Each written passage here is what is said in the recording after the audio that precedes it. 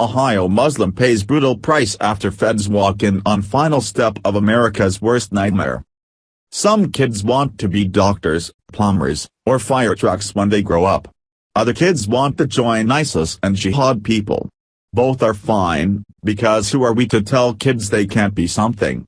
We're already in the time of forcing kids to be the opposite gender, or genderless, and why stop there? Why not breed little jihadists too? Such is the case as this Muslim boy grew up to later pledge allegiance to ISIS. He was caught and the system came down hard on him.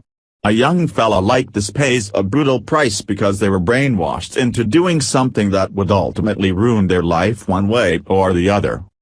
20-year-old Aaron Travis Daniels pleaded guilty for attempting to give material support to the Islamic State.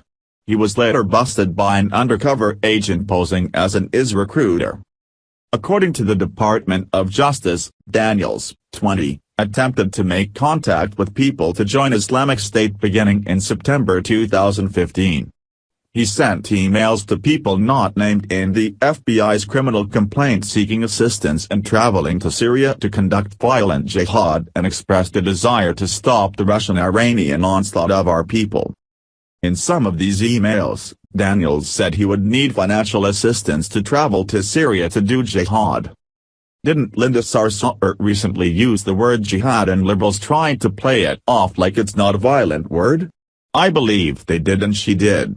So this guy wants to travel across the planet to do bad things to people because he believes that's the right thing to do.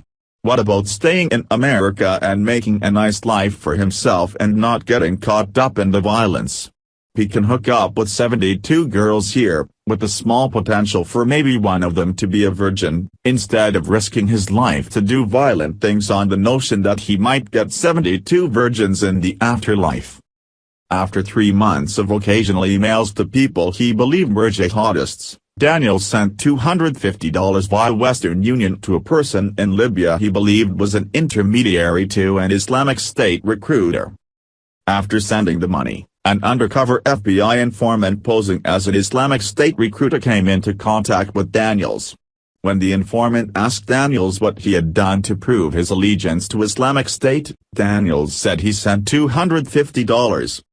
Can you imagine Chris Hansen was an ISIS recruiter? The guy walks in with a weapon, cheap booze, and an ISIS impersonator says they're going to change into something more comfortable. Then Chris Hansen pops his head out and tells the recruit to have a seat and starts reading naughty jihad messages like, "Are you sure you didn't say you want to rip the spinal cord from a goat and shove it in the eye of a homeless person?" Only in a perfectly strange comedy, right? In conversations between Daniels and the informant, Daniels asked for advice on how to join Islamic State and how he could get to certain Islamic State-controlled areas. Why would anyone want to go there? It's violent. There are no all-inclusive hotels. The food is usually dusty from the windy sandy areas. It's just not on the top 5 places to visit in anyone's Groupon app. I can't see Yelp having good reviews for the Islamic State-controlled areas. What's wrong with staying in America and living your life?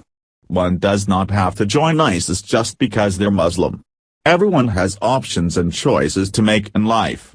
Choosing to stay in America, work hard, earn a living, and enjoy yourself is an okay choice to make. I feel bad that a guy who is only 20 has thrown his life away for a cause that may not ever appreciate anything he did.